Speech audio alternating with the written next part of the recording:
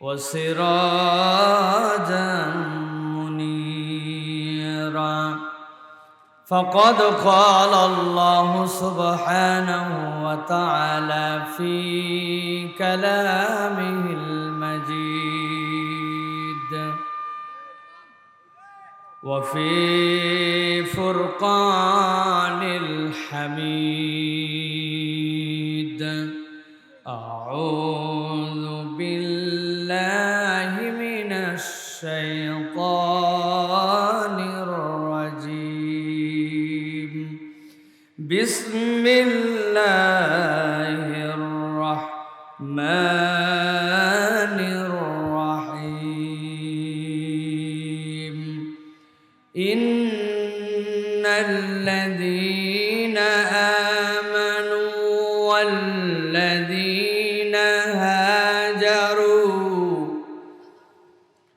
والذين هاجروا وجاهدوا في سبيل الله أولئك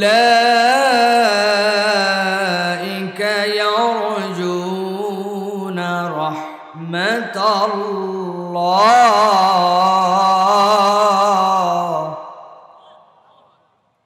والله غفور رحيم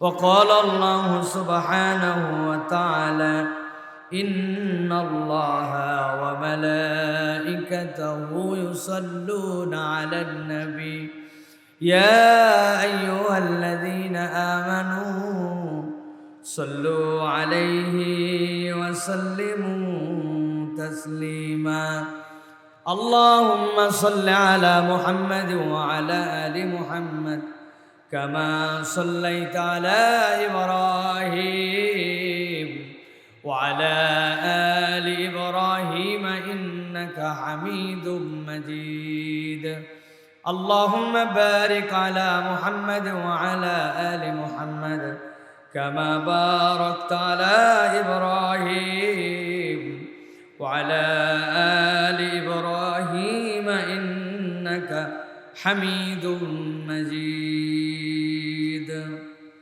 الحمد لله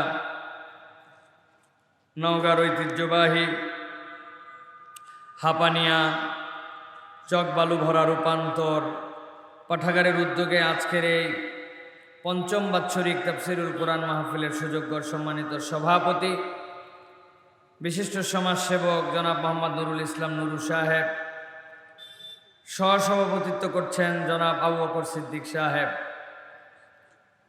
আজকের মাহফিলের সম্মানিত অতিথিবৃন্দ, বিশেষত বীর মুক্তিযোদ্ধা আলহাজ রেজাউল করিম সাহেব, আমাদের পূর্বে আপনাদের কাছে কোরআন সুন্নাহর আলোকে কথা শুনিয়েছেন হাফেজ মাওলানা ফরহাদ হোসাইন আজাদি, আরও কথা বলেছেন আমাদের অত্যন্ত স্নেহস্পদ মাদ্রাসাতুল কোবাল ইসলামিয়ার সম্মানিত মুহতামিম নওগাঁর একজন তরুণ আলেমে দিন হযরত মাওলানা মোহাম্মদ রহমতুল্লাহ যুক্তিবাদী হাফিজাহুল্লাহ। মঞ্চে উপবিষ্ট আছেন বিভিন্ন পর্যায়ের বরেণ্য ব্যক্তিবর্গ, আমার সামনে উপবিষ্ট সম্মানিত মুরব্বিয়ানে কেরাম, আমার প্রিয় তরুণ এবং যুবকেরা, স্নেহের ছোটরা, আলাদা প্যান্ডেল থেকে শুনছেন মা এবং বোনেরা, সকলকে একবার সালাম দিয়েছি। আরও একবার আপনাদের কাছে দোয়া পাওয়া এবং করার আশায় সালাম নিবেদন করি, আসসালামু আলাইকুম ওয়া রাহমাতুল্লাহ। আপনারা ভালো আছেন বাবারা? ফুল এনার্জি আছে আপনাদের? খাইয়ে আসছেন না না খাইয়ে? সবাই কিন্তু যতক্ষণ আগে খেয়ে আসছেন, মাঠে বসে থাকতে থাকতে তো কিছুটা ক্ষুধা লাগছে, আবার যদি খাবার দেওয়া হয় এখন খাবার আরেকবার খাওয়া যেতে পারে, তাই না ভাই? বাস্তবতা কি জানেন? একটু আগে একটু ঝড় উঠছে না? আবহাওয়াটা কেমন হয়েছে? আপনি যদি দুনিয়াতে কোরআনুল কারীম ছাড়া, ইসলামী মাহফিল ছাড়া অন্য যে কোনো ক্ষেত্রে এতটুকু বিরূপ আবহাওয়ার মধ্যেও এতগুলা লোককে মাটিতে বসায় রাখতে চাইতেন, তাহলে আপনাকে প্রচুর পরিমাণে ইনভেস্ট করতে হতো। হুদা হুদা মানুষ আর একত্রিত হয় না, ফিরি ফিরি মানুষ বসে না। কথা ঠিক কিনা? ভুয়া নির্বাচন তো বহুত দেখলেন আপনারা। এ সকল নির্বাচনেও যে পরিমাণ খরচ হয়, নওজোয়ান মাঠে যদি লোক হাজির করা লাগে, বালু ভরার থেকে পকেট মানি দেওয়া লাগে 500, মহিলাদের শাড়ি দেওয়া লাগে, ছেলেদের গেঞ্জি দেওয়া লাগে, বিরিয়ানির প্যাকেট দেওয়া লাগে, তারপরেও মাঠে যাওয়ার পরে লোক খুঁজে পাওয়া যায় না। কথা বলেন। কিন্তু এই জায়গাতে আসছেন, একটা টাকা পয়সা নাই, খাওয়া দাওয়া নাই, কিচ্ছু নাই, তারপরেও মানুষ 11টা বাজে এই পর্যন্ত মানুষ মাঠে এসে বসে আছে। এটা অন্য কোনো কারণে নয়, এটাই প্রমাণ করে কোরআন একটা মিরাকলিক গ্রন্থ, ইসলাম একটা সত্য ধর্ম। যাদের অন্তরে কোরআনের মহব্বত আছে কেবল তারাই এই জায়গায় এসে বসতে পারে। ঠিক কি না? এই গ্রামে লোক কয়টাই? কি মনে হয় কয়টাই? অনেক লোক ঘোরাফেরা করে, ভাব দেখায়, সব জানে। কি জানে? সব জানে। ঠাসে ধরছেন, এই অজুর ফরজ কয়টা বল? সব তো জানিস। বলছে কমন পড়ছে 3টা। অজুর ফরজ কয়টা ভাই? 3টা। গোসল? বলছে গোসলও 3টা। তো বলছে অজুরটা না হয় থাক, গোসলটাই বল। বলছে বদনা, লুঙ্গি, সাবান, এটা হচ্ছে গোসলের ফরজ। এতই জানে, কিচ্ছু জানে না, কিন্তু ভাব নিয়ে নিয়ে ঘুরে বেড়ায়। এরকম মুসলমান আছে না ভাই? আপনারা ভয় পায়েন না, যদি মনে টানে তো একটু কথা বলেন। এরকম মুসলমান আমাদের এলাকায় আছে কিনা? আলগা ভাব, আলগা ফাঁপড়, বাপরে মুরব্বির গরম। চায়ের দোকানে বসলে মনে হয় ইউক্রেন রাশিয়ার যুদ্ধ, উনাকে যদি কোনো দলের সেনাপতি বানানো হতো কবে। আছে না? কিন্তু উনাকে যদি বলা হয় আত্তাহিয়াতু লিল্লাহি ওয়াস সালাওয়াতু ওয়াত তাইয়্যিবাত, এটার অর্থটা একটু বলেন। 70 বছর সানা দিয়ে নামাজ পড়তেছেন, ওয়া তাআলা জাদ্দুকা ওয়া লা ইলাহা গায়রুকা বলেন। চেয়ারম্যানিতে দাঁড়ানোর জন্য তো ফকর ফকর করে বক্তব্য দিচ্ছেন, কালেমাটা শুদ্ধ বলেন। তখন দেখবেন হাহা করে আছে, তখন আর কিচ্ছু জানে না। কিন্তু এমন পাইকারি ভাব, সব জেনে ফেলছে। এই ভাব নিয়ে লাভ নাই ভাই। ইসলামের বেসিক জ্ঞান যদি না থাকে, কোত্থেকে আপনি দিন শিখবেন? আপনার এই দিন শিখানোর জন্য আপনার এই মাহফিলের ইন্তজাম করা হয়, কষ্ট করা হয়। অনেকেই বলে এগুলো মাহফিল করে কি লাভ আছে না ভাই? কি লাভ? লাভ আছে ভাই। আমি আপনার কাছে বলবো, আপনি আমাকে একটা লাভ দেখান, পকেট থেকে বার করে আমার যা টাকা আছে সব কয়টা টাকা আপনাকে দিয়ে যাব। আপনি আমাকে একটা লাভ দেখান যে নওগাঁতে যাত্রাপালা হয়, গানের আসর হয়, কনসার্ট হয়, মেলা হয়। কোনো একটা মেলাতে 10টা ছেলে গেছিল, যাওয়ার পরে বাড়িতে আসার পরে ও বাপ মায়ের সাথে এত সুন্দর করে কথা বলে। আগে ছিল বেয়াদব, এখন আদব বলা হয়ে গেছে। একটা উদাহরণ দেখান 100 বছরের মধ্যে। এটিএম মাঠে কনসার্ট শুনতে গেছিল জেমসের, আসার পর থেকে গ্রামের মুরব্বীদিকে এত সম্মান করে, ওর আদব আখলাকে এত পরিবর্তন হয়েছে। কনসার্ট শুনে এসে লাভ হয়েছে বলেন আপনি? আছে? ক্রিকেট খেলা দেখতে গেছিল, ফুটবল ম্যাচ দেখছে, নওগাঁ জেলার ফুটবল ম্যাচ দেখে আসার পরে ওই ছেলে আগে বিড়ি খেত, বিড়ি বাদ দিয়ে দিয়েছে ফুটবল খেলা দেখার পর। আছে নাকি এরকম? বরং যেটা বিড়ি জীবনে খায়নি ওটাও গেছে গান শুনে খানিকক্ষণ খেঁচছে খেঁচে খেঁচে দেখে দম হচ্ছে না, বলছে বিড়ির টান দে। যেটা জীবনে বিড়ি খায় নাই ওই বিড়ি খাওয়া শিখে আসছে। কথা বলেন। আর আমার কাছে আসেন, আমার বয়স 40 হয় নাই, লাস্ট 10 বছর ধরে মাঠে কথা বলতেছি, তার মধ্যে লাস্ট 5 বছরে অজস্র কথা বলতেছি। আমি আপনাকে হাত ধরায় ধরায় চিনাই দিতে পারবো। এরকম 500 ছেলে আছে যেই ছেলে নেশাগ্রস্ত ছিল, আমাদের কথা শুনে নেশা ছেড়ে দিছে। বেয়াদব ছিল, বাপ মায়ের কথা শুনছে, ওই ছেলে আদবওয়ালা হয়েছে। দাড়ি ছিল না, দাড়িওয়ালা হয়েছে। ঘুষ খাইতো, বাদ দিয়ে দিছে। হারাম ব্যবসা করতো, ত্যাগ করে ফেলছে, এলাকার মধ্যে আদবওয়ালা হয়ে গেছে। হাজার হাজার উদাহরণ দিতে পারবো, ঠিক কি না? কি বলেন আপনি? কি বলেন আপনি? কি বুঝাতে চান? মাহফিল করলে লাভ হয় না? আপনার নিয়তের কারণে আপনার তকদির বরবাদ হয়ে যায়। আপনার নিয়ত বিশুদ্ধ নয়, লাভ হয় না। এই মাহফিল না থাকলে বাংলাদেশে প্রত্যেকটা পাবলিককেই পুলিশ বানানো লাগতো। এই দেশে অন্যায়ের কোনো শেষ থাকতো না। এইগুলার কারণে এখন পর্যন্ত সমাজ টিকে আছে। এটাই সত্য কথা। আপনি ঠিক বললেও ঠিক, না বললেও ঠিক। আপনার আমার ঠিক বলায় কিচ্ছু যায় আসে না। আল্লাহ কোরআনে বলছেন, হে রাসূল আপনি স্মরণ করান। আয়াতটা শোনেন মনোযোগ দিয়ে। আমি আপনাদের কাছে অল্প একটু কথা বলবো, কিন্তু বিরাট পড়ালেখার কথা। জীবনে শোনেন নাই, আমার মুখে না শুনলে এইরকম পড়ালেখার কথা বলবো আপনাদের কাছে। প্ল্যান করে নিয়ে আসছি, জীবনে শোনেন নাই এত গুরুত্বপূর্ণ কথা।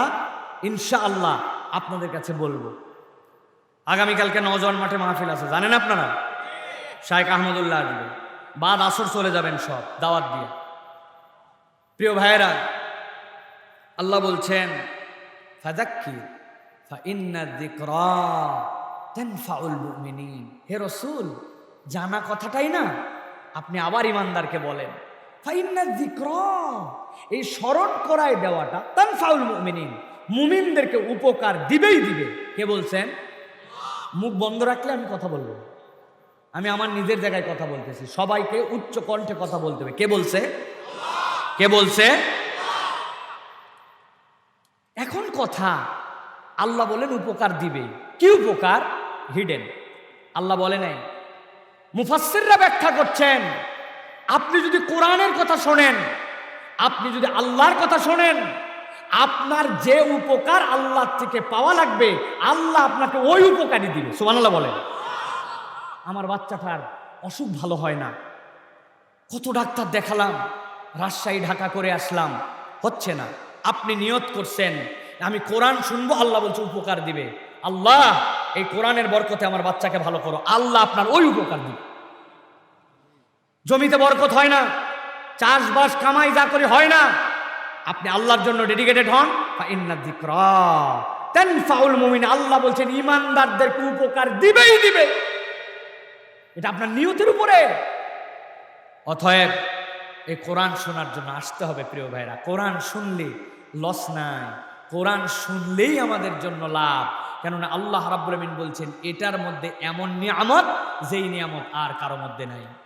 আল্লাহ রাব্বুল আলামিন নবীজি সাল্লাল্লাহু আলাইহি সাল্লামকে বলছেন, হে নবী আপনি জানান দুনিয়ার মানুষ, তুমি যদি কোরআন শোনো নিম্নে তোমার জন্য 4টা লাভ হবে।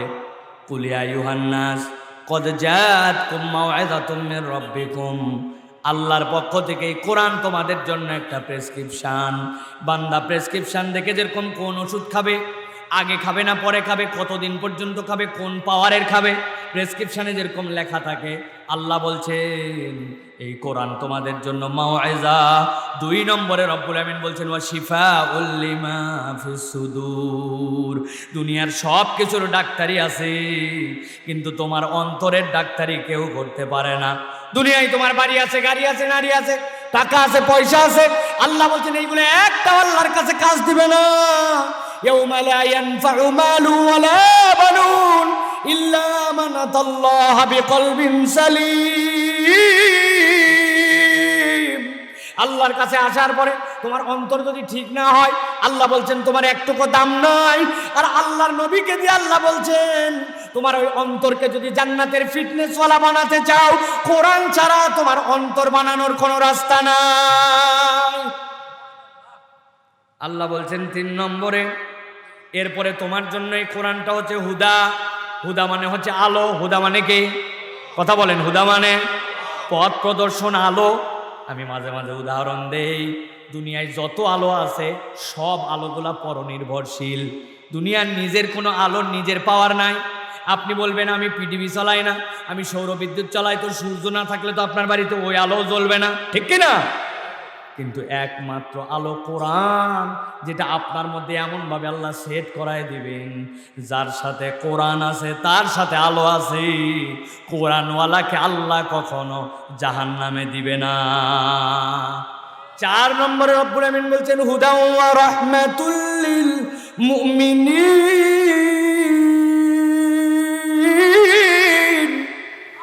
আল্লাহ বলছেন, ও দুনিয়ার মানুষ, তোমার যারা এই কোরআনের প্রতি বিশ্বাস করে ইমানদার হয়ে গেছো, আমি আল্লাহ তাদের জন্য বললাম এই কোরআন তোমার জন্য রহমত।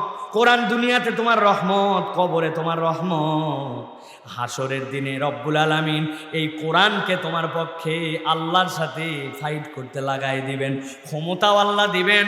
উদ্দেশ্য হচ্ছে এই বান্দার সাথে কোরআন ছিল, এই বান্দা কোরআনওয়ালা ছিল, সে আল্লাহর সাথে ঝগড়াঝাটি করে ইমানদারদেরকে জান্নাতে নিয়ে যাবেন। সুবহানাল্লাহ। অতএব কোরআন শুনলে লাভ আছে। যে বলবে কোরআন শুনলে লাভ কি, মাহফিল করলে লাভ কি, আপনি বুঝবেন এইটা আবু জেহেলের রক্তের সাথে টাচ করা অবস্থায় আছে। কে? আল্লাহ রাব্বুল আলামিন।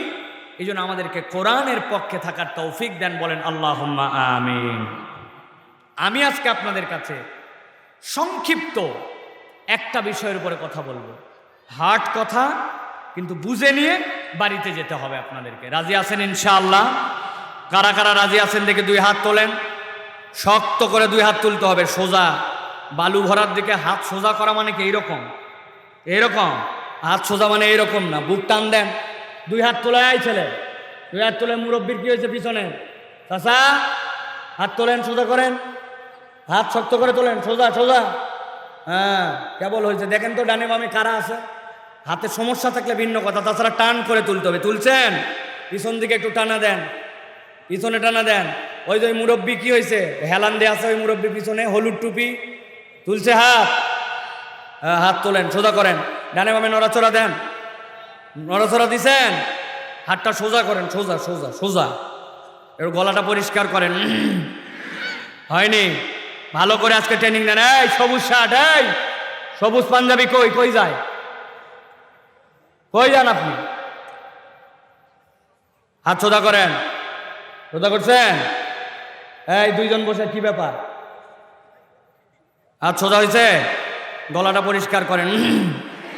দিছেন? এবার বাইরের লোক টের পাবে এবার যে ভিতরে যে কয়টা আছে ভাঙ্গা ব্যাটারি না, ভালো ব্যাটারি। রেডি আছেন সবাই? হাত বুক বরাবর নেন, এই বরাবর। এবার আমরা লিল্লাহে তাকবীর বলবো, আপনারা উচ্চ কিন্তু উচ্চ কণ্ঠে আল্লাহু আকবার বলবেন। পারবেন না ইনশাআল্লাহ? পারবেন? একদল লোক আছে কিন্তু আবার, এই লোকে আপনি যতই উৎসাহ দেন ওর ব্যাটারি শেষ। আপনি বলবেন লিল্লাহে তাকবীর, আল্লাহু আকবার, আল্লাহ শেষ একবারে। এই বাতিল ব্যাটারি বা যেগুলো হিম্মত আছে একটু, এইগুলো একটু চেক করতে চাই। পারবেন ইনশাআল্লাহ? হাত রেডি করেন, এরকম করেন। আমি যখন লিল্লাহে তাকবীর বলবো উপর দিকে হাত দিয়ে আল্লাহু আকবার বলতে হয়। পারবেন ইনশাআল্লাহ? দেখে এটা তাকবীর দেন, লিল্লাহে তাকবীর, লিল্লাহে তাকবীর। আল কোরআনের আলো, আল হাদিসের আলো, তোমার নেতা আমার নেতা, তোমার নেতা আমার নেতা। লিল্লাহে তাকবীর। আলহামদুলিল্লাহ। হাত নামান। শয়তান আছে? বালু ভরা পার। আল্লাহু আকবারের স্লোগান শয়তান সহ্য করতে পারে না, কারণ রাসূল বলছেন আল্লাহু আকবার বললে শয়তান পিছন দিয়ে হাওয়া ছাড়তে ছাড়তে বিদায়। আল্লাহ রাব্বুল আমিন আমাদেরকে কবুল করুক, আল্লাহুম্মা আমিন। আমি আপনাদের কাছে কোরআনুল কারীমের সূরা বাকারার 218 নম্বর আয়াত তেলাওয়াত করেছি। এই আয়াতে কারিমার মধ্যে গভীরভাবে ভূমিকাটা বুঝে নেন। আল্লাহ রাব্বুল আমিন বলছেন, ইন্নাল্লাযীনা আমানু, নিশ্চয়ই যারা ঈমান আনে, ওয়াল্লাযীনা হাজারু, আর যারা আল্লাহর জন্য হিজরত করেছে, নিজের মাতৃভূমি ত্যাগ করে ইসলামের জন্য যারা মাতৃভূমি ত্যাগ করেছে, নিজের সব বাদ দিছে। আর 3 নম্বর, ওয়াজাহাদু ফি সাবিলিল্লাহ, আল্লাহর জন্য নিজের জান মাল উৎসর্গ করে জিহাদে রত হয়ে গেছে। আল্লাহ বলছেন এই 3 দলের ব্যাপারে আমি আল্লাহ বললাম, উলাইকা ইয়ারজুনা রাহমাতাল্লাহ, এই তিন দলই কেবল আল্লাহর রহমত আশা করতে পারে। তাহলে এবার জিজ্ঞাসা করব, উত্তর দিবেন, আল্লাহর রহমত প্রাপ্ত কয় দলে বিভক্ত? সবাইকে কথা বলতে হবে। আল্লাহর রহমত প্রাপ্ত বান্দা কয় দলে বিভক্ত? আরেকবার বলতে হবে, আল্লাহর রহমত প্রাপ্ত বান্দার দল কয়টা? তিনটা। এক নম্বর ইমানদার, বলেন, বলছি না বাড়িতে ওয়াজ নিয়ে যাওয়া লাগবে। এক নম্বর, দুই নম্বর মুহাজির, দুই নম্বর, তিন নম্বর মুজাহিদ, তিন নম্বর। আল্লাহ রাব্বুল আমিন বলছেন, উলাইকা ইয়ারজুনা রাহমাতাল্লাহ, তুমি যদি আল্লাহর রহমতের আশাবাদী হও তাহলে এই তিন দলের মধ্যে তোমাকে থাকা লাগবে। এখন আমরা দেখব যে এই তিন দলের মধ্যে আমরা আছি কিনা। তবে তিন দলের পুরো আলোচনা আজকে করব না। আজকে তিন দলের প্রথম দলের কথা কেবল বলবো, ইন্নাল্লাযীনা আমানু, নিশ্চয়ই যারা ঈমানদার, আল্লাহ বলছেন তারা আল্লাহর রহমতপ্রাপ্ত বান্দাদের অন্তর্ভুক্ত। সুবহানাল্লাহ বলেন। এখন এখানে যদি বলা হয়, ভাই বেঈমান কারা কারা আছেন হাত তোলেন, কেউ হাত তুলবে ভাই? বলবে হুজুর বলে কি উল্টা পাল্টা, আমরা সবাই ঈমানদার, ঠিক কি না? কিন্তু বলি তো সবাই ঈমানদার, কিন্তু হিসাব মিলালে দেখা যাবে যে আমাদের আসলে ঈমানদার আমরা সকলে হতে পারি নাই।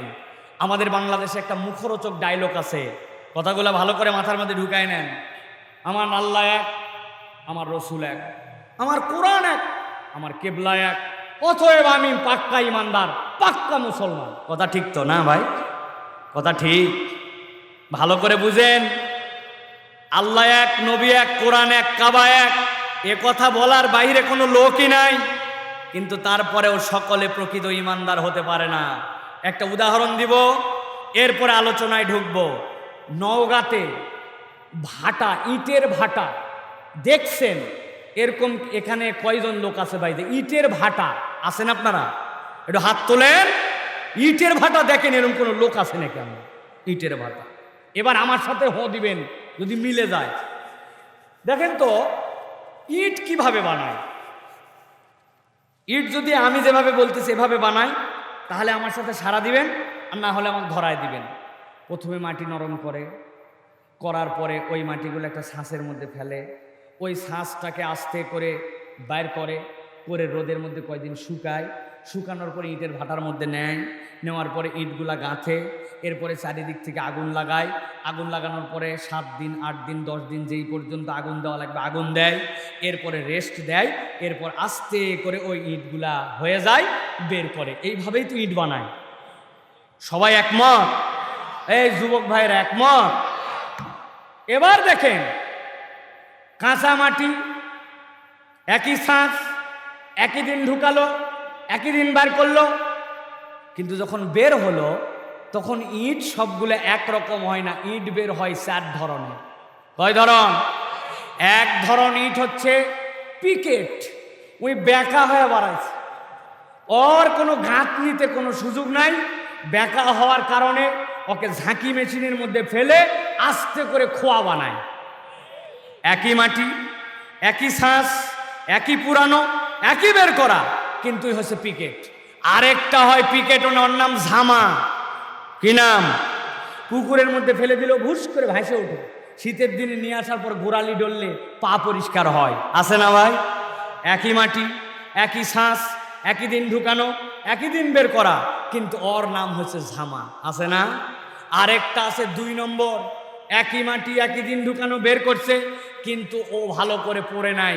এ উপায় কি? যখনই কোনো এমপি, মন্ত্রী, মিনিস্টার, চেয়ারম্যান কোন এলাকার তড়িৎ উন্নয়ন দেখার লাগবে, এক ট্রাক মারে উপর দিয়ে বুলডোজার মারে দেয়, রাস্তা তেলতেলা। আছে না ভাই? আর একটা ইট, ওইটা হচ্ছে 1 নম্বর। ওই একই শ্বাসের থেকে বের হয়ে ওকে আপনি যদি খোয়া বানান তাও হবে, পা ডলেন তাও হবে, রাস্তায় লাগান তাও হবে, গাঁথনি দেন তাও হবে। তাহলে একই মাটি, একই শ্বাস, একই দিন ঢুকানো, একই দিন বের করা, তারপরেও সবগুলো 1 নম্বর হয় না। অতএব আমার আল্লাহ এক, আমার নবী এক, কোরআন এক, কাবা এক, এইটুকু বললেই 1 নম্বর ঈমানদার হওয়া যায় না, ঠিক কি না? আল্লাহ রাব্বুল আলামিন নবীজি সাল্লাল্লাহু আলাইহি সাল্লামকে দিয়া দুনিয়ার মানুষের কাছে ইমান বুঝাচ্ছেন, বান্দা তুমি যদি ইমানদার এবং ইমানের দলের মধ্যে অন্তর্ভুক্ত না হও, রব্বুল আলামিনের কাছে তুমি রহমত পাবে না। এখন দুনিয়ার মানুষ যদি উমুক দল তমুক দল, উমুক মত তমুক মতের কথা শুনে শুনে নিজেদের ইমানের পরিচয় বলতো, তাহলে উমুক দল বলতো আমি তোমার দলের নয়, তোমার পার্টির নয়, অতএব তোমার সংজ্ঞায় আমি কেন ইমান বুঝবো, আমার তো কোনো ঠেকা নাই। আল্লাহ এই জন্য বলছেন আমি আমার নবীকে দিয়া এমনভাবে বান্দাদেরকে কোরআন থেকে ইমান শিখালাম, 10টা প্রশ্নের উত্তর আল্লাহর নবী যাদের কাছ থেকে নিয়ে ইমানদারদেরকে ইমান শিখায় গেছেন, ওর থেকে ভালোভাবে আর কারো ইমানদারের প্রকৃত পরিচয় দেওয়ার আর কোনো সুযোগ নাই। আল্লাহ রাব্বুল আলামিন ইমান শেখানোর জন্য নবীজি সাল্লাল্লাহু আলাইহি সাল্লামকে বললেন, হে রাসূল, আপনার অনাগত উম্মত কিয়ামত পর্যন্ত থাকবে, তাদের ইমান শেখানোর জন্য আমি আপনাকে এমন মানুষের কাছে পাঠাচ্ছি যেই মানুষগুলো আপনার বিরোধী। আমি 3টা নাম বলি, চিনেন নাকি দেখেন তো? আবু জেহেল, উতবা, সাইবা, আবু লাহাব, এদের নাম কি আপনারা শুনেছেন? যদি শুনে থাকেন তাহলে এবার একটু চিৎকার করে বলেন তো, এই আবু লাহাব, উতবা, সাইবা, আবু জেহেল এরা কি মুসলমানদের বন্ধু নাকি শত্রু? আল্লাহ রাব্বুল আলামিন বলছেন, হে নবী, আপনাকে একের পর এক কতগুলো প্রশ্ন দেওয়া হবে। এই প্রশ্নগুলো নিয়ে ওই আবু লাহাবের কাছে, ওই আবু জেহেলের কাছে, যারা ইসলাম এবং মুসলমানদের বিপক্ষে রাত দিন ষড়যন্ত্র করে আপনাকে হত্যা করে ফেলার পর্যন্ত ষড়যন্ত্র করেছে, তাদের কাছে যাবেন। যাওয়ার পরে আপনি 10টা প্রশ্ন করবেন। এই 10 প্রশ্নের আলোকে আপনার উম্মত কিয়ামত পর্যন্ত তাদের ঈমান বুঝে ফেলবে। আল্লাহু আকবার। খুব বুঝে বুঝে উত্তর দিতে হবে, উল্টাপাল্টা উত্তর দিয়ে ধরা খাবেন না যেন। চলেন তাহলে আমরা সরাসরি কোরআন থেকে আমরা আল্লাহ রাব্বুল আলামিন যেভাবে নবীকে পাঠায় জিজ্ঞাসা করেছেন, প্রশ্নগুলো একের পর এক আমরা জানার জন্য চেষ্টা করি। নবীজি সাল্লাল্লাহু আলাইহি সাল্লাম একদিন ফজরের নামাজের পরে আল্লাহ রাসূল সাল্লাল্লাহু আলাইহি সাল্লাম খানায় কাবা থেকে জাবাল আবু কোবায়েসের কাছে চলে গেলেন। জাবাল আবু কোবায়েস হচ্ছে খানায় কাবার যে গেট, এই গেট বরাবর পিছন দিকের একটা পাহাড়। ওই পাহাড়ের উপর উঠার পরে ইয়া সবাহা, ইয়া সবাহা বলে ডাক দিলেন। আরবের মানুষেরা জানতো সকালবেলা যদি এইভাবে কেউ যদি ডাকে তাহলে নিশ্চয় তাদের জন্য কোনো একটা বিপদ আছে। নবীজি ওইখানে দাঁড়ায় বললেন, আমি যদি তোমাদেরকে বলি পিছন দিকে এমন কোনো একটা দল আছে যেই দল এক্ষুনি এসে আক্রমণ করে তোমাদেরকে শেষ করে দিবে, তোমরা কি বিশ্বাস করবে কিনা? তারা বললো, অবশ্যই অবশ্যই, তুমি এরকম কোনো মিথ্যা কথা তো বলো না, বিশ্বাস করতেই হবে আমাদেরকে। বললো, শোনো, এর থেকে বড় বিপদ তোমাদের জন্য, তোমরা যদি এক আল্লাহর ইবাদত না করো তোমাদেরকে কিন্তু জাহান্নামে যেতে হবে। এই কথা শোনার সাথে সাথে আল্লাহ নবীর আপন আত্মীয় স্বজন খেপে গেল, এই আকাশ করার জন্য আমাদেরকে ডাকছো সকালবেলা? আবু জেহেল তো এক ধাপা গায়ে বলল, তাব্বাত ইয়াদা আবি লাহাবি ওয়া তাব, আল্লাহ যে আয়াত অবতীর্ণ করলেন সে তার আগে নবীকে বলছিল তোমার 2 হাত ধ্বংস হোক। আল্লাহ নবী সাল্লাল্লাহু আলাইহি সাল্লামের প্রতি ঈমান আনার কারণে, ঈমানের দাওয়াত দেওয়ার কারণে যখন এই রকম নিপীড়ন, অত্যাচার, বিশ্বস্ত মানুষটাকে নিয়েও কথা, আল্লাহ ওই সময় নবীকে বললেন, এবার আপনি আবু জেহেল, উতবা, সাইবার কাছে যাবেন। যাওয়ার পরে আমি তাদেরকে ঈমান শেখানোর জন্য আপনার উম্মতের কতগুলো প্রশ্ন দিচ্ছি, এই প্রশ্নগুলা তাদের কাছে যে জিজ্ঞাসা করবেন। নবীজির প্রতি আয়াতে কারিমা আসলো, নবীকে বলা হলো আপনি যে জিজ্ঞাসা করেন, কুল্লিমানিল আরদু ওয়া মান ফিহা ইন কুনতুম তা'লামুন। ও আবু জেহেলের দল, ও উতবা সাইবার দল, আল্লাহ রাব্বুল আলামিন জিজ্ঞাসা করেছেন, কুল্লিমানিল আরদু ওয়া মান ফিহা, এই জমিনের মালিকানা কার? আর এই জমিনের ভিতরে যা কিছু আছে তার মালিক কে? আপনাদের কাছে নয়। এই জন্য বলছি ভালো করে প্রশ্নগুলা শোনেন। উত্তর আল্লাহ কার কাছে জানতে যাচ্ছেন? আবু জেহেল, উতবা সাইবার কাছে যাই জিজ্ঞাসা করবেন, জমিনের মালিকানা কার? আর এই জমিনের ভিতরে যা কিছু আছে তার মালিকানা কার? আল্লাহ বলতেছেন, যেই না আবু জেহেল, উতবা সাইবার কাছে প্রশ্ন করা হয়েছে, তারা এক মুহূর্ত দেরি করে নাই, লাফ দিয়ে উঠে উত্তর দিছে, সায়াকুলুনা লিল্লাহ। বলো কি মুহাম্মদ, তুমি মনে করছো জমিনের মালিকানা আর জমিনের ভিতরে যা কিছু আছে তার মালিকানা বোধহয় আমরা অন্য কারো নাম বলবো না? আল্লাহ বলছেন, জিজ্ঞাসা করতে দেরি নাই, আবু জেহেল, উতবা সাইবার দল বলছে অবশ্যই আল্লাহ। আল্লাহ বলছেন, কুল আফালা তাযাক্কারুন, হে রাসূল আপনি বলেন তারপরেও কি তোমরা আল্লাহর জন্য স্মরণকারী হবে না? এবার আপনাদের কাছে জিজ্ঞাসা করব, উত্তর দিবেন বুঝে বুঝে। আপনার আমার ইমানের আলোকে আপনাকে আমাকে যদি জিজ্ঞাসা করা হয় এই জমিনের মালিককে, ভয় পাচ্ছেন ভাই? ঘুমাই গেছেন? একটু বলেন, আমি তো আধা ঘন্টায় কথা শেষ করব। বলেন ভালো করে, তাহলে এই জমিনের মালিককে? এই জমিনের ভিতরে যা কিছু আছে তার মালিককে? আবু জেহেল উতবা সাহিবার কাছে এই দুই প্রশ্ন করার পরে কার নাম বলেছিল? আল্লাহ। আল্লাহ বলছেন হয়ে গেছে ইয়া রাসূলুল্লাহ।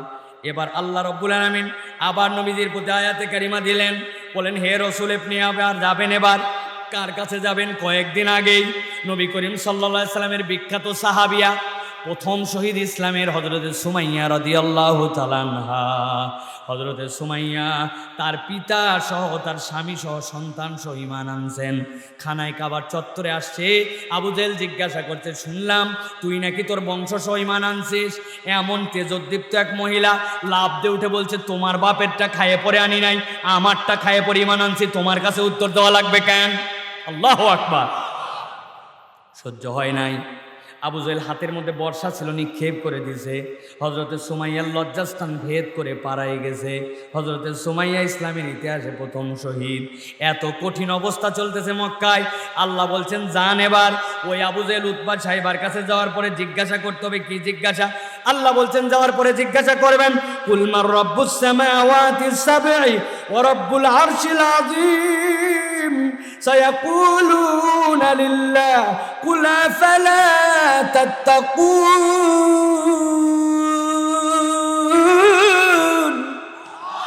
আল্লাহ রাব্বুল আমিন বললেন যান এবার আবু জেহেল উতবা সাহিবার কাছে যাবেন, যাওয়ার পরে তাদেরকে জিজ্ঞাসা করবেন, কুল মার রব্বুস সামাওয়াতিস সাবঈ, সাত তবক আসমানের মালিক কে আবু জেহেল বল।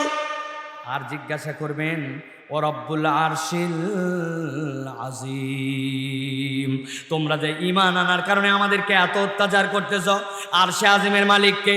আল্লাহ বলছেন এই দুই প্রশ্ন আবু জেহেল উতবা সাহিবার গোষ্ঠীর কাছে করতে দেরি, এক মুহূর্ত উত্তর দিতে দেরি নাই। লাফ দিয়ে উঠে বলছে সায়াকুলুনা লিল্লাহ। ও মুহাম্মদ, তুমি মনে করেছো অন্য কারো নাম বলবো না? অসম্ভব। জেনে রাখো সাতটা আসমানের মালিকও আল্লাহ, আরশে আযীমের মালিকও আল্লাহ। আল্লাহ রাব্বুল আমিন বলছেন কুল আফালা তাত্তাকুন, তোমরা এই কথা বলার পরেও কি আল্লাহকে ভয় করবে না?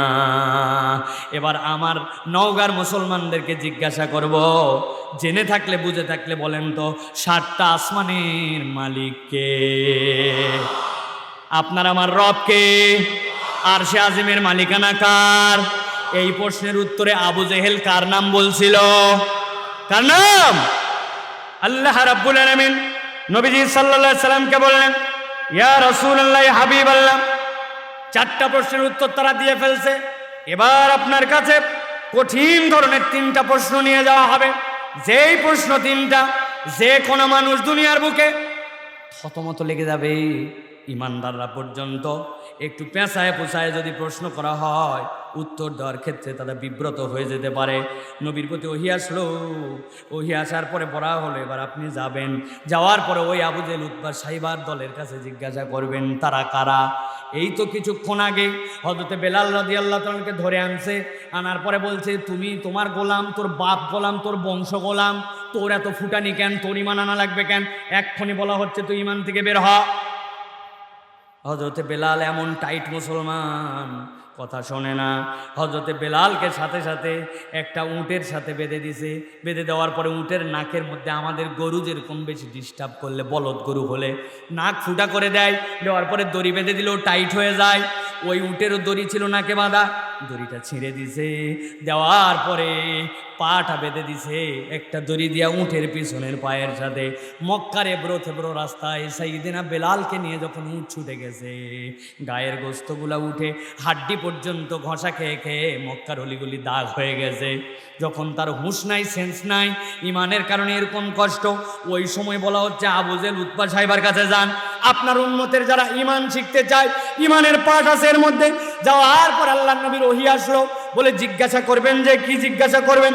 কুল মান বিয়াদিহি মালাকুতু কুল্লি শাই ওয়া হুয়া ইউজিরু ওয়া লা ইউজারু আলাইহি ইন কুনতুম তা'লামুন।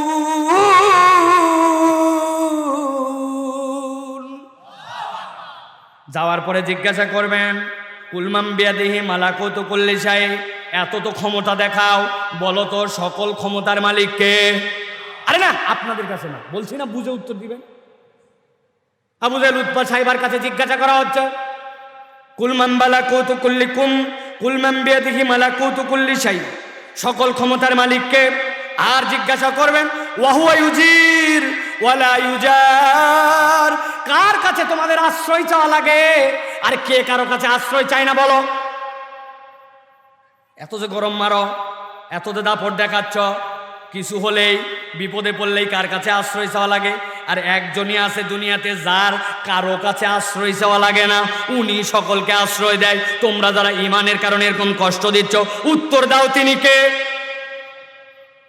আমার আল্লাহ বলছেন জিজ্ঞাসা করতে দেরি, ওই আবু জাহেল উতবা সাহেবার দল উত্তর দিতে দেরি করে নাই। আল্লাহ বলছেন সায়াকুলুনা লিল্লাহ, বলার সাথে সাথে তারা বলছে অবশ্যই অবশ্যই সাত তবক আসমানের মালিকও যেরকম আল্লাহ, সকল ক্ষমতার মালিকও আল্লাহ, সাহায্য চাইতেও হয় আল্লাহর কাছে, আর যার সাহায্য চাওয়া লাগে না তিনি হচ্ছেন আল্লাহ। আল্লাহ বলছেন কুল ফাআন্না তুসহারুন, তারপরেও কি তোমরা একটু মাথা খারাপটা তোমাদের ঠিক হবে না? এবার আপনারা উত্তর দেন জেনে বুঝে, ইমানের দাবিতে হৃদয় থেকে বুঝে থাকলে বলেন। আপনাকে আমাকে যদি কেউ বলে সকল কিছু সকল কাজের সকল ক্ষমতার মালিককে, সন্দেহ আছে কোন? এমপি সাহেবের তো কিছু ক্ষমতা আছে, আছে না? আহা, এমপি সাহেবের এতই ক্ষমতা যে উনার পায়খানা হলে হাসপাতালে উনাকেও ভর্তি করা লাগে, নিজের ডায়রিয়া নিজে সারাতে পারে না, আছে না ভাই? এটা বোঝানোর জন্য বললাম সকল ক্ষমতার একটা সেন্ট্রাল ক্ষমতা আছে, ওই ক্ষমতাটা যে আল্লাহর, এইটা মক্কার কাফের মুশরিকরাও স্বীকার করত। কিন্তু এখন কপাল পোড়া আমাদের কতকগুলা নামদারি মুসলমান আছে যারা নিজেদের ক্ষমতার ভাগ নিজেদের নেতা নেত্রীদেরকে ভাগ করে দিছে, ঠিক কি না? এবার উত্তর দেন তাহলে, সকল ক্ষমতার মালিককে? যাকে আশ্রয় চাইতে হয় যার কাছে, তার নাম কি?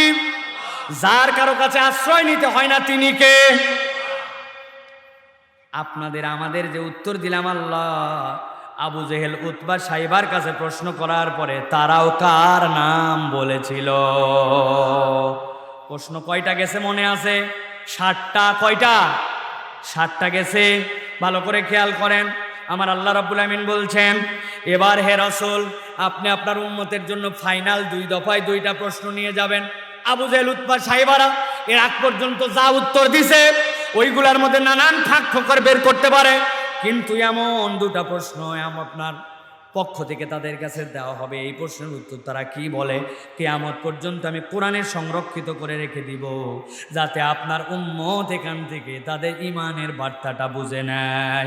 আল্লাহ আয়াতে কারিমা নাজিল করলেন, নবীজিকে বললেন যান আপনি সূরা ইউনূস আল্লাহর নবীর প্রতি আসলো, কুল মাইয়ারযুকুকুম মিনাস সামাই আম্মান ইয়ামলিকুস সামআ ওয়াল আবসার।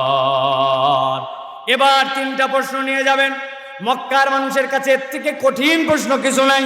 আল্লাহ বলছেন যে জিজ্ঞাসা করবেন কুল মাইয়ারযুকুকুম মিনাস সামাই ওয়াল আরদ আম্মান ইয়ামলিকুস সামা ওয়াল আবসার।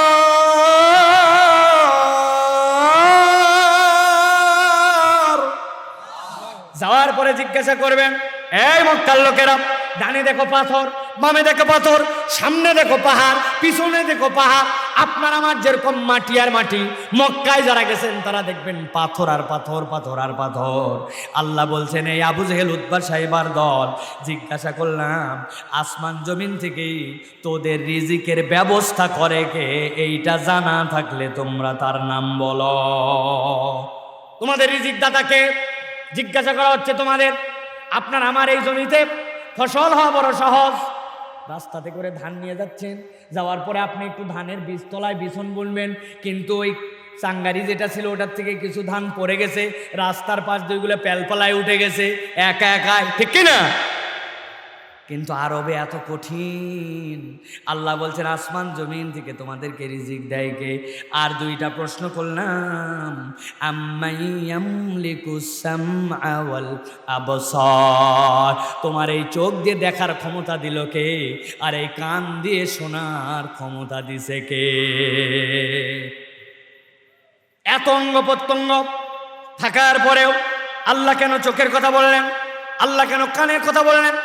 অনেক তাফসীর আছে, আমি আপনাদের কাছে শুধু একটা জিনিস বোঝানোর জন্য বলি।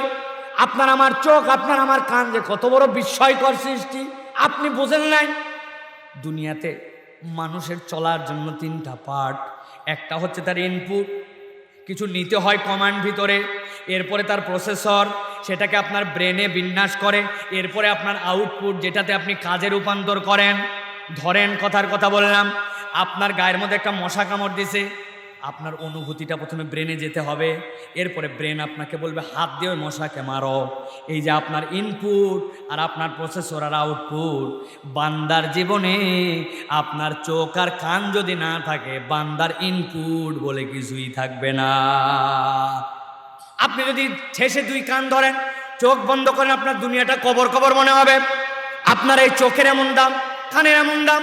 2 নম্বর আল্লাহ বুঝাচ্ছেন, তোমাকে যত অঙ্গ প্রত্যঙ্গ দিলাম বান্দা, কিন্তু তুমি তোমার চোখ আর তোমার কান এমনভাবে আল্লাহ এর সাথে ব্রেনকে সম্পৃক্ত করেছেন, বান্দা এই দুইটা নিয়ে ভাবলে তার রবের পরিচয় বান্দা পেয়ে যাবে। সুবহানাল্লাহ। এক ছেলে আসছে আপনাদের এখানে, সাইফুল্লাহ ভাই আপনার বাড়ি নওগাঁ, আমি জানতাম না। হয়েছে কি তাতে? বলছে আপনার সাথে একটা সেলফি তুলবো, তোলো। ও একটা ক্যামেরা বাইর করছে, ক্যামেরা বাইর করে চাপ দেয়, যতই চাপ দেয় ছবি ওঠে না, ছবি ওঠে না। কি জানি একটা দেখায়, বললাম কি দেখায় দেখি তো। খানিকক্ষণ পর তাকায় দেখি স্ক্রিনের মধ্যে লেখা উঠছে, there is insufficient memory card, if you want any new picture please delete something from your device. বলছে তোমার মেমোরি ফুল, নতুন কোনো ছবি নিতে চাইলে মেমোরি ডিলিট করো। ওই বলতেছে 68 জিবি মেমোরি, মরার সময় পাইল না। বুঝে থাকলে বলেন, 68 জিবি 100 জিবি মেমোরি আমাদের ফুল হয়ে যায় মাঝে মাঝে, হয় গে না? কিন্তু জীবনে কখনো ভেবে দেখছেন, মায়ের পেটের থেকে হওয়ার পরের থেকে চোখ দিয়ে অনবরত দেখতেছি, কান দিয়ে অনবরত শুনতেছি, কোনোদিন নওগাঁয় কাউরে সিগন্যাল দিছে নাকি, চাচা happy birthday to you, today you 70 years old, আজকে আপনি 70 বছর বয়স হয়েছে, আপনার ব্রেনের পর্যাপ্ত মেমোরি আর নাই, আগামীকাল থেকে দেখতে চাইলে ব্রেনের মেমোরি ডিলিট করেন। বলছে একটু ভাবেন, কি অসীম মেমোরি আল্লাহ রাব্বুল আমিন দিয়ে রাখলেন। আল্লাহ বলছেন যান, আপনি যাওয়ার পরে ওদের কাছে, ওই অকৃতজ্ঞগুলার কাছে জিজ্ঞাসা করেন, আম্মাই ইয়ামলিকুস সামআ ওয়াল আবসার, তোমার কান দিছে কে আর তোমাকে চোখ দিয়ে দেখার ক্ষমতা দিল কে? আল্লাহ রাব্বুল আমিন বলছেন ওদের কাছে যে এই কথা জিজ্ঞাসা করতে দেরি, এক মুহূর্ত তারা দেরি করে না। ফাসায়াকুলুন আল্লাহ, লাভ দিয়ে উঠে বলে আসমান জমিন থেকে খাওয়ায় আল্লাহ, চোখ দিছে আল্লাহ, কান দিছে আল্লাহ। এবার আপনাদের কাছে যদি জিজ্ঞাসা করা হয়, বলেন তো ভাই, আপনাকে আমাকে যদি বলা হয় আসমান জমিন থেকে আপনাকে আমাকে রিজিক দেয় কে? ঘুমায় গেছেন, পাশের লোককে একটু জাগানোর জন্য বলেন তো, আপনার আমার রিজিক দাতা কে? আপনার আমার চোখ দিয়ে দেখার ক্ষমতা দিয়েছে কে? কান দিয়ে শোনার ক্ষমতা দেওয়ার মালিক কে?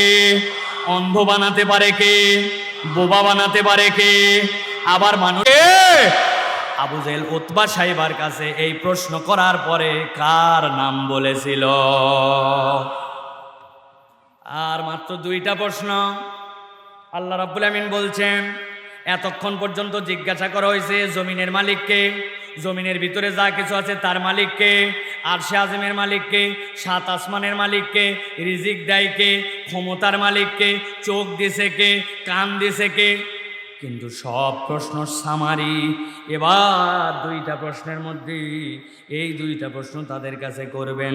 আল্লাহ রাব্বুল আমিন বলছেন, এবার যে জিজ্ঞাসা করেন, যুগে যুগে আমি যত নবী রাসূল প্রেরণ করেছি সব নবী রাসূলকে দিয়ে এই প্রশ্নগুলো আমি উম্মতের কাছে করাইছিলাম।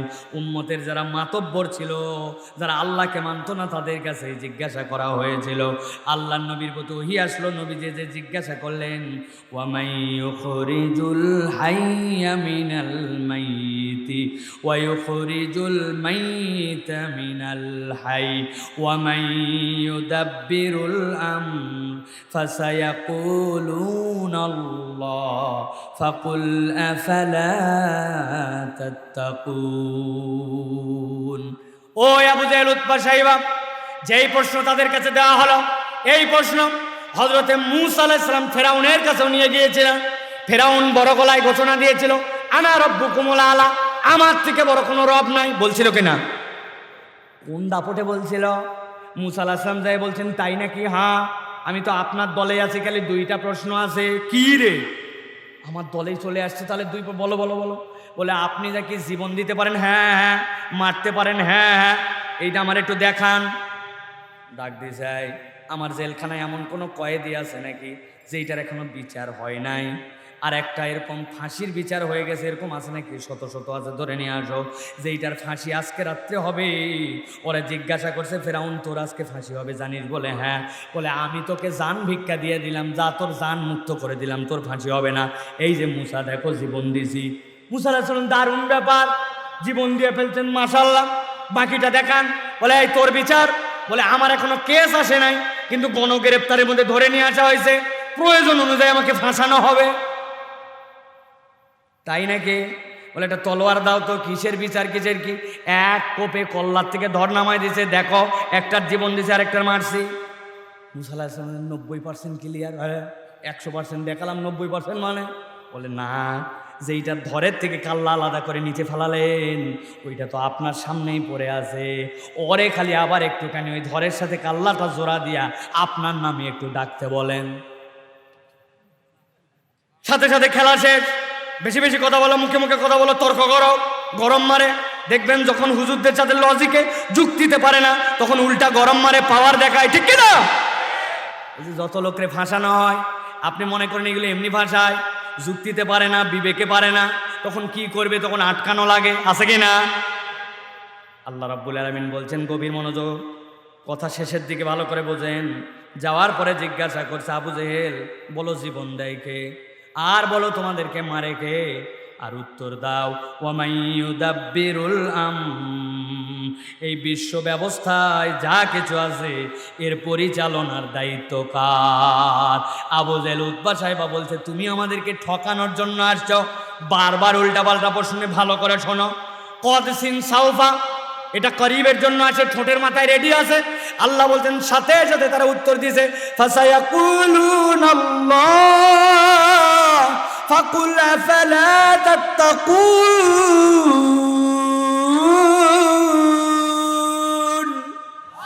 আল্লাহ বলছেন, জিজ্ঞাসা করতে দেরি, এক মুহূর্ত দেরি নাই, লাভ দুটো বলছে, এইগুলা সব কিছু জীবন দেয় আল্লাহ, মারেও আল্লাহ, আর বিশ্ব চরাচরের পরিচালনার দায়িত্ব আল্লাহ। এবার আপনাদের কাছে ফাইনাল জিজ্ঞাসা করব, ঘুমায় গেলে একটু জাগেন, জাগে উত্তর দিয়ে বলেন তো, আপনার আমার জীবনদাতাকে? হয় নাই? জোরে বলেন, জীবনদাতাকে? আপনাকে আমাকে মারতে পারে কে? এই বিশ্ব চরাচরের পরিচালনার দায়িত্ব কার? আবু জেহেল উতবা সাহেবার কাছে এই প্রশ্ন করার পরে কার নাম বলেছিল? আমার আলোচনা শেষ। আজকে ঐতিহাসিক ঝামেলা মিটে গেল। এতদিন পর্যন্ত জানতাম আবু জেহেল উতবা সাহেব আমাদের শত্রু, এরা ইসলামের থেকে বাহিরে, কিন্তু আজকে তো আমরা বুঝে ফেললাম, জীবন দেয় আল্লাহ, মারে আল্লাহ, খাওয়ায় আল্লাহ, সাতবক আসমানের মালিক আল্লাহ, আরশে আজিমের মালিক আল্লাহ, চোখ দিছে আল্লাহ, কান দিছে আল্লাহ, আসমান জমিন থেকে রিজিক দেয় আল্লাহ। ওরাও বলছে আল্লাহ, আমরাও বলছি আল্লাহ। ঝামেলা শেষ, তাই তো না ভাই? ঝামেলা শেষ না? ওরাও সব আল্লাহ বলছে, আমরাও সব আল্লাহ বলছি। আমি তো কোরআন থেকে আপনাদের কাছে বলছি। তাহলে ঝামেলা শেষ না আছে? কথা বলেন, ঝামেলা শেষ না আছে? তাহলে সব ওরাও বলছে আল্লাহ, সব আমরাও বলছি আল্লাহ, আপনারা আবার বলতেছেন না ঝামেলা আছে। এখন বলতে হবে ওরাও সবগুলা বলল আল্লাহ, আমরাও বললাম সব আল্লাহ, কিন্তু তারপরেও এই দুই আল্লাহ বলাই পার্থক্য কোন জায়গায়? যেই কারণে ওরা জাহেল, কাফের, মুশরিক, আর আমরা ইমানদার, এর মধ্যে একটা পার্থক্য আছে, ঠিক কি না? কিন্তু বুকে হাত দিয়ে বলতে হবে এই পার্থক্য কি সবার জানা আছে? জানা আছে? অনেক কিছু তো জানি আমরা, সব না জানে ফেলছে। মাহফিল করার সময় যখন গেছে তখন বলতে এত মাহফিল আর মাহফিল, আন্দাজি, কাম নাই কিছু নাই, খালি ওয়াজ কি লাগাইছে। যারা বলছিল তাদের কাছেও যদি জিজ্ঞাসা করা হয়, বাজান একটু বুঝায় বলেন, কোরআন থেকে বললাম, সূরা মুমিনুন থেকে, সূরা ইউনুস থেকে, ওরাও সব আল্লাহ বলছে, আপনিও আল্লাহ বলছেন। আল্লাহ বলছেন ফাকুলা ফালা তাত্তাকুন, আল্লাহ বলছেন কুল ফাআন্না তুসহারুন, তোমাদের মাথা কি তাও ঠিক হবে না? তোমরা কি তাও আল্লাহকে ভয় করবে না? তাও কি তোমরা ইসলামের দিকে আসবে না? সব আল্লাহ বলার পরে মিলল না। তাহলে এই দুয়ের মধ্যে যে পার্থক্য, ওইটার নামই হচ্ছে ঈমান। ওইটার নাম কি? এবার চলেন পার্থক্যটা বুঝে নেই। এই পার্থক্য যদি না বুঝি, আপনার আমার এক পয়সাও দাম থাকবে না।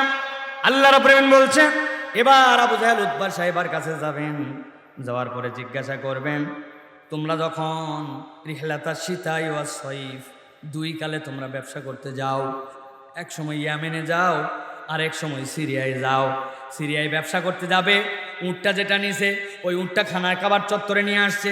নিয়ে আসার পরে সামনে আছে লাত নামক মূর্তি, ওই মূর্তির কাছে যাওয়ার পরে একটা মোরগ জবাই দিয়েছে। দেওয়ার পরে ওই মূর্তির মাথার পর দিয়ে ওই মোরগের রক্ত দিছে একটা সাদাতে একটা ন্যাকড়া দিয়া, ওই ন্যাকড়া দিয়ে ওই মূর্তির থেকে রক্তটা মুছে নিয়েছে। নেওয়ার পরে উটের সামনের যে বাহু, ওই বাহুর মধ্যে নিয়ে এসে বেঁধে দিয়েছে। কি ব্যাপার, সবই যদি আল্লাহ দেয় তো ব্যবসায় করতে যাওয়ার আগ দিয়া তুমি ওই উটের ওই হাতের মধ্যে পায়ের মধ্যে তুমি ওই মূর্তির থেকে নিয়ে রক্ত ওইটা কেন বাঁধো?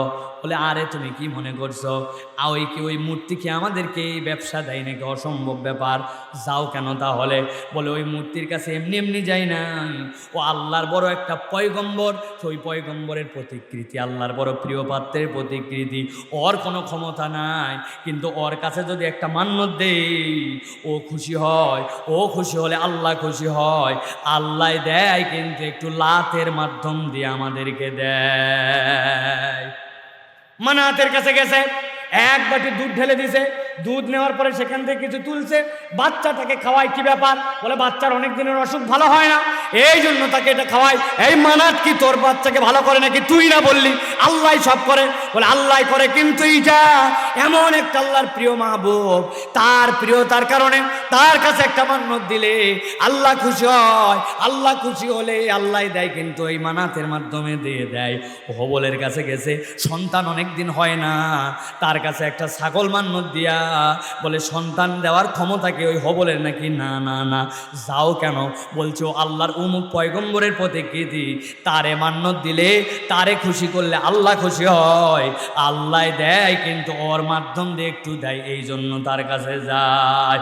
আল্লাহ কোরআনে বলছেন, ও উম্মতে মুহাম্মদী, খালিদে বলতেছো আমার আল্লাহ খালিক, আমার আল্লাহ মালিক, আমার এত বড় দাড়ি, আমার জুব্বা, আমি নামাজি, কিন্তু তোমার ইমানের অবস্থাকে আগে ভালো করে বোঝো।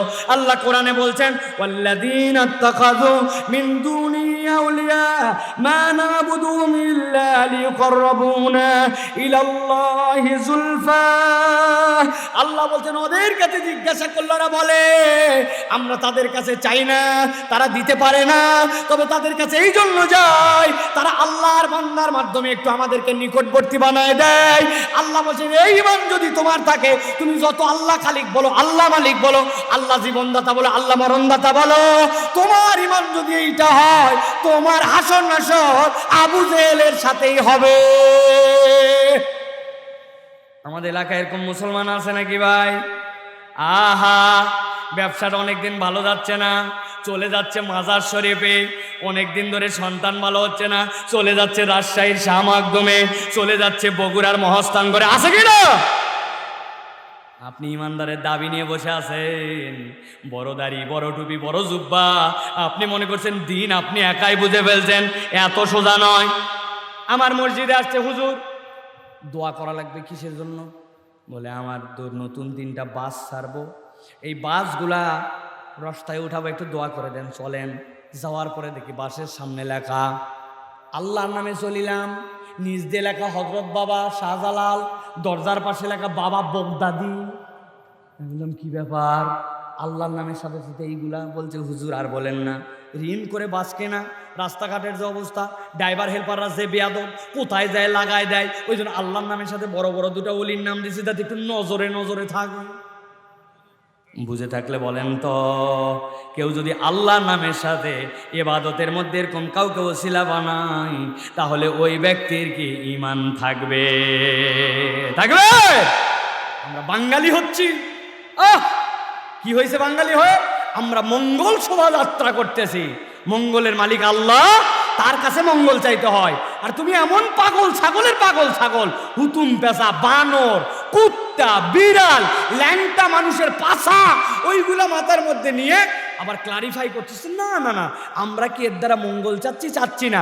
কিন্তু আপনি সার্চ করে দেখেন, আপনি ওদের এটার কৃষ্টি কেন, এটার উদ্দেশ্য কি, সব ব্যাখ্যা করে দেখেন। ওদের টার্গেটই হচ্ছে যে এই একদিন আমরা প্রার্থনা করব যাতে 12 মাস ভালো থাকি। এইটার নাম দিছে আবার কলা বিজ্ঞানী আমাদের দেশে। দুনিয়ার সবাই সব আবিষ্কার করে ফেললো, আর এরা যে বাঘ বানাইছে ওই বাঘটাও ভালো করে বানাতে পারে না। দেখছেন না আপনারা? কার কাছে চাবেন? আল্লাহর কাছে চাইতে হবে। এইভাবে ঈমান ইসলাম সব আপনার চলে যাবে। এই জন্য প্রিয় ভাইয়েরা, আপনার আমার ইবাদতের মধ্যে কোনো ওসিলা আপনার আমার থাকবে না। আল্লাহ চাইবে, বান্দা চাইবে আল্লাহর কাছে ডাইরেক্ট, ঠিক কিনা? অতএব খালি বড় বড় ডায়লগ দিলে হবে না। আমার ঈমান ঠিক আছে, নামাজ পড়ি, কালাম পড়ি, কাবা এক, আল্লাহ এক, রসুল এক, কিন্তু আপনার আচরণে আপনার ঈমান চলে গেছে। মা বোনেরা আছে এখানে অনেকে, সকালবেলা ধান নেড়ে দিছে, সরিষা শুকাতে দিছে, হঠাৎ করে আকাশ ভার হয়ে গেছে, রাগ করে বলছে আমি যেদিন ধান নাড়ি আর শস্য নাড়ি আল্লাহ খালি ওই দিনই দেখতে পায়। কত গরিব মানুষের বাচ্চা কাচ্চা দেখলাম স্বাস্থ্যর অবস্থা ভালো, আর আমারটাই খালি আল্লাহ রোগ দেখতেই পাই সেই একটার মধ্যে আছে কিনা। আপনি বোঝেন নাই আপনার ঈমান যে কোন দিক দিয়ে বের হয়ে গেছে। আপনার ঈমান এই জন্য সবচেয়ে দামি। খালি আল্লাহ মালিক বললে ঈমান হয় না। ঈমান বোঝার জন্য আল্লাহ রসুলের পথ অনুযায়ী চলতে হয়, ঠিক কিনা? এক ছেলে হাতের মধ্যে সুতা বাঁধছে, বাসের মধ্যে দেখি চুমু দিচ্ছেন। বললাম কি ব্যাপার? ওই ইন্ডিয়ার থেকে অমুক মাজার, সেখান থেকে আমার জন্য রক্ষা কবচ এনে দিছে। এইটা আমি পড়ে থাকলে আমার বাবা নজরে রাখে। বেটা যেই লোক মরে যায় কবরের মধ্যে যাওয়ার পরে তাকেই কে নজরে রাখে? আর তুমি আল্লাহকে বাদ দিয়ে বান্দা এইরকম সুতা তাবিজ কবচ বান্ধে তুমি তোমার ঈমান নষ্ট করছো। এইরকম যদি আপনার ঈমান হয়, আপনার নামাজ কালাম থাকার পরেও আপনার হাসর নাসর কিন্তু আবু জেহেলের সাথে হতে পারে, ঠিক না? অতএব প্রিয় ভাইয়েরা, সবচেয়ে দামি নিয়ামত আপনার আমার ঈমান। এই ঈমান কখনো বিসর্জন দেওয়া যাবে না প্রিয় ভাইয়েরা। আল্লাহর সাথে কাউকে শরীক করা যাবে না। রব্বুল আলামিনকে আপনার রব হিসেবে স্বীকার করতে হবে। প্রিয় ভাইয়েরা, সর্বশেষ একটা পয়েন্টের কথা বলবো, যেই পয়েন্টে আমাদের অধিকাংশের ঈমান চলে যায় কিন্তু আমরা বুঝি না। বলবো রাগ হবেন না তো? ভালো করে বোঝেন। আমাদের দেশে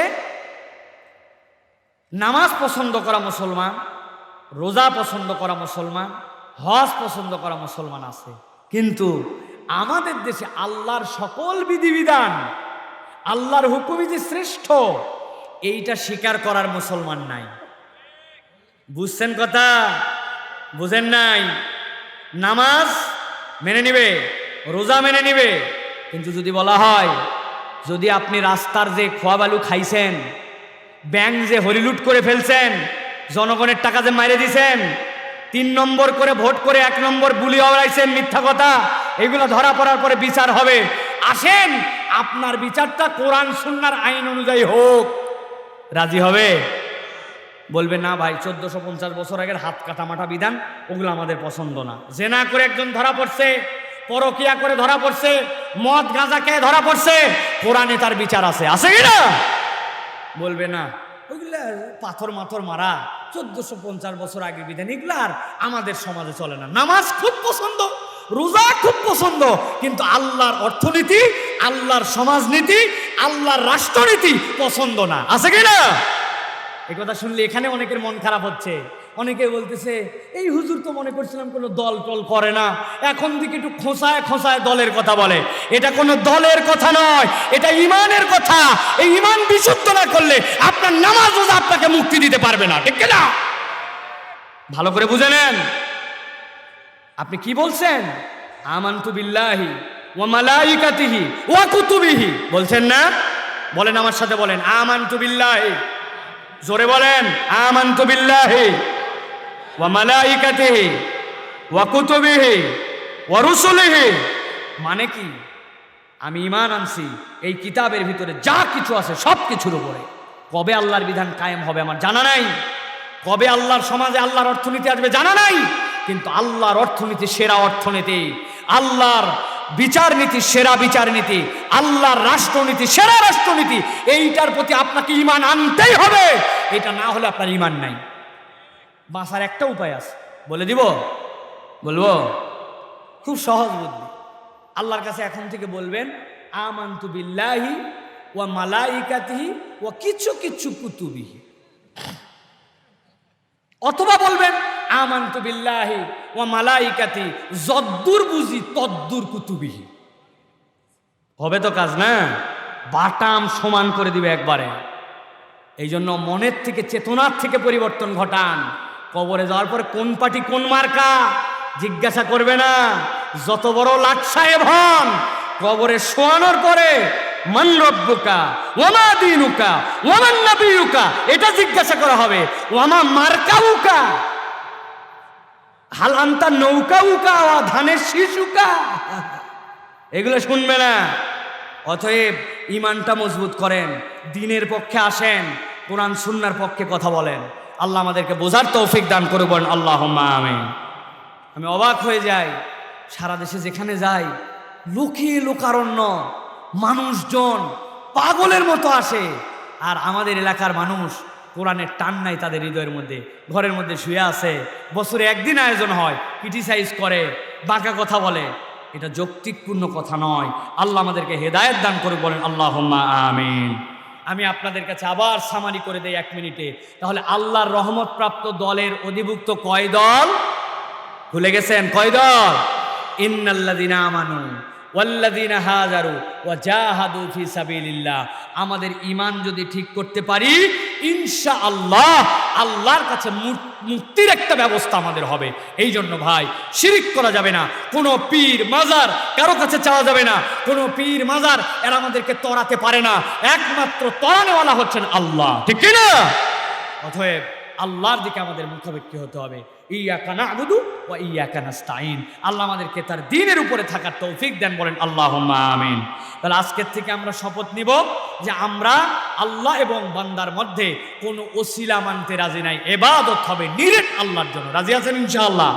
অনেক ভণ্ডাবু চালু হয়েছে, মসজিদেও নাকি আসা লাগে না, ঘরে নামাজ পড়লেও নাকি হয়, তাদের নামাজ নাকি তাদের মতো, বয়াত নাকি নেওয়া লাগে, শরীয়ত আলাদা, মারেফত আলাদা। আমি নাম দিছি এটা মারেফাত না, এটা মারার পথ। কি এটা? এই খবরদার মারার পথে জানি যায়েন না। দ্বীন ইসলাম বোঝেন, আল্লাহ আমাদেরকে বোঝার তৌফিক দান করেন, বলেন আল্লাহুম্মা আমিন। আগামীকালকে নওজোয়ান মাঠে আসবেন, ইনশাল্লাহ অনেক কথা হবে। তবে শেষ করার আগে আপনাদের কাছে বলি, এই যে রবিউল ভাই অনেক মহব্বত করে আমাদেরকে, ভালোবাসে, মহব্বত করে, বারবার বলছে আমার সময় নাই, তারপরেও বের করে আমার মনে হয়েছে এই 2টা দিনের কথা আমরা এখানে আসলাম, এই জিনিসগুলো শিখলাম, এই আমরা বুঝলাম, এই হেদায়েতের কাজটা চালু রাখা দরকার আছে কি না ভাই? আছে ভাই, আছে। আমাদের সকলের তো একটু কন্ট্রিবিউট করা দরকার, শরীক হওয়া দরকার। আমি কালেকশনের লোক নই, আমি টাকা পয়সা উঠাতে পারি না, তবে ছেলেরা আপনাদের কাছে একটুখানি ব্যাগ নিয়ে যাবে। এখন মেহরবানি করে আপনাদের সাধ্য অনুযায়ী কেউ মাহরুম করবেন না। 5টা মিনিট বসে যান, সকলে একটু ভিতরে চলে যান।